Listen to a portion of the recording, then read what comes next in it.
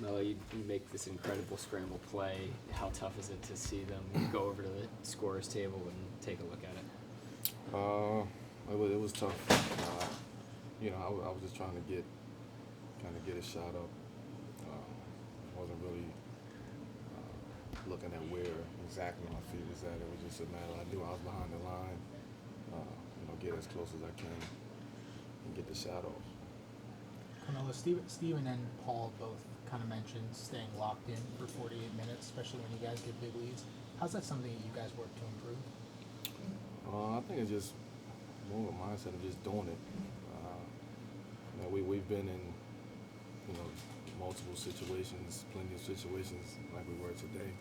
When we get a big lead, and then for some reason we kind of let our foot off the gas, and that's something you can't do, especially on the road. You can't give up like that. Can't give up leads. The mentality is to continue keeping your foot on that gas. Like giving up 33 in the second quarter, giving up 30 in the third quarter. That was the game right there. Although we did fight back once they took the lead, but they gave up 66 points in 2 quarters. On the road, it's tough. Carmelo, at the end, you guys obviously had to have the three-pointer, and the Spurs knew that. They played good defense on you. Was that ball? Where was that ball supposed to go? Was it supposed to go to you, or just? No. Coach drove a play. They did a great job of switching, and whoever hands the ball got in. That's what almost had to take the shot with 2 seconds on the clock. So, Coach drove a play. They switched well, and forced us into a tough situation. PG, they came in playing one of the slowest tempos in the league, and then it seemed like they picked up the pace, and that changed some things. How did that change the game for you all? That definitely changed the pace. I thought first quarter that they did play slow. Then I thought Patty and Murray really pushed the tempo, which, when we scored or got stops, or when we scored or missed shots, it just felt like the ball, they were inbound and they were already down on their court playing. And I thought it just never allowed us to set up our defense in the half court. I definitely thought they did a good job of changing the game, of speeding the tempo, and it worked for them. How hard is it to even track and locate shooters when that's happening? Yeah, it is hard because at that point we're just trying to match up and we're trying to keep our matchups, but sometimes it's causing us to have 2 guys guarding 1 person. Just them pushing and getting down there, putting pressure on us, and then they're swinging the ball, they're moving. They're one of the best moving teams. And it's allowing that ball to find open shooters. Paul, mentally, what does it do to you when you see games like this where it's happened so many times where you see how good you can be and then the game turns the other way? Yeah. I just thought, especially myself personally, of not allowing myself. I got to do a better job not allowing myself to get out of it with officiating, with what's going on the court. Just doing a better job, especially in those moments where the game is shifting a little bit, but just staying locked in mentally, on trying to gain, just staying in the moment, kill that momentum that they have. I got to do a better job with that. Paul, at the end, you had a chance, and you guys had some great scramble plays to keep the ball alive, but just didn't quite get it done at the end. What was the difference at that stretch? I just thought when you give a team confidence, you give a team momentum, especially San Antonio, who's proven historically to be one of the best home court teams. You give a team confidence, it's going to be a game changer every time. And I thought we had a chance to really put them away, lose all that confidence. But again, when teams go on run, that's really where we got to rally together.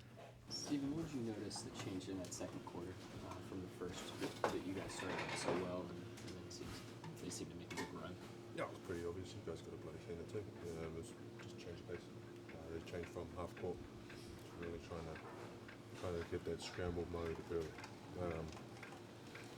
What I seen they went from starting the offense at like 18 seconds to 21. Which is a big difference. They sprinted down, get into it. and just getting, well, we call it summer basketball, but it's the Spurs, summer Spurs basketball, you know what I mean? They're just constantly moving, and so that change of pace, kind of brought them back, you know. What does the team need to do to adjust to those types of things to maintain the lead or hold on to the lead? It's just staying solid. Again. It's going from dictating what they're doing, right, to then chasing them. Once you chase these guys, they do whatever they want. And as long as you're a step behind them, like, they could get whatever. You know what I mean? So that's the biggest problem. So how to fix it is obviously, I guess, just getting that stamina, anticipating the plays. Communication that was pretty. I think that was more so than the other two things I just mentioned. Just the switches and all that. You know what I mean, we messed up a couple coverages. I did messed up a couple coverages, which they can do whatever from there. Yeah, got the middle. Once they get middle, this team loves to get middle, and they go from there. Stephen, how are you feeling tonight after being out for 3? I feel alright, man, but I feel pretty shit. Just because we lost. We won the last 3 without me. We lost the one I played. Steven, you mentioned stamina again tonight. You've mentioned it a few times before. Do you mean mental stamina? Yeah, I always mention mental just because that's pretty much stamina itself in it. But it is so once you, because we started off hot, we knew that every single play that they're doing, everyone's sharp, anticipating, and that. But you got to keep doing that once it's sped up as well. And so that ability to really see what they're doing, still be locked in, communicate well. Yeah, I think that still comes down to stamina. Stephen, how do you improve that? Is it repetition? Is it just getting to know each other better? How do you... It's just doing the small things often, you know what I mean? Obviously we take a lot from these losses and wins. What we do, so it's just mainly comes down to that. See where you could have done better, yada yada. It's way easier to teach once you see what you were doing, because you perceive it differently as a player when you're out there. Especially me, like I messed up so many things. It's unbelievable. But yeah, watching the video definitely helped me, and the rest of these dudes as well. Billy, you've talked a lot about stamina this year. You've used that word a lot. Is this another one of those instances with troubles with stamina, or is it just a good team? I didn't feel, I felt differently in this game. I think there's been some times where we've had maybe a little bit lackadaisical, or, the stamina to stay with a concentration and a focus on what we're doing. I didn't feel that way tonight. Did we have some bad stretches where we didn't play very well? Yeah, they had some bad stretches too. They got down big. Both teams probably had bad stretches to their standards. So I knew they were going to make a run, but I really didn't feel like it was because of we got up, we got comfortable, we got relaxed. These guys have been around for a long time. They're on the road. They know it's going to be a challenge. Coach, even though they made a big run, you guys had a chance to win at the end. A couple of free throws. You had a good. What was going on the last play? I mean, what didn't get done that needed to be done? With 2.3, well, they did a good job. They put Aldridge on the board, which made it difficult to inbound, and then they basically spread everybody around the three-point line, knowing we were going to three. We tried to run some screening and some movement, and they were able to switch some actions. They did a good job on the play. So sometimes when it's three like that, and your hands dealt that way, they know everybody knows where the shot's coming from. Right. So they did a good job of it. But we gave ourselves a chance on a couple possessions before.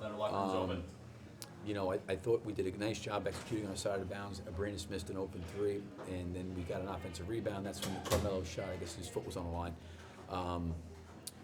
We did, and then Paul obviously had some missed free throws, but we kept them alive, which was encouraging too. So we gave ourselves a chance.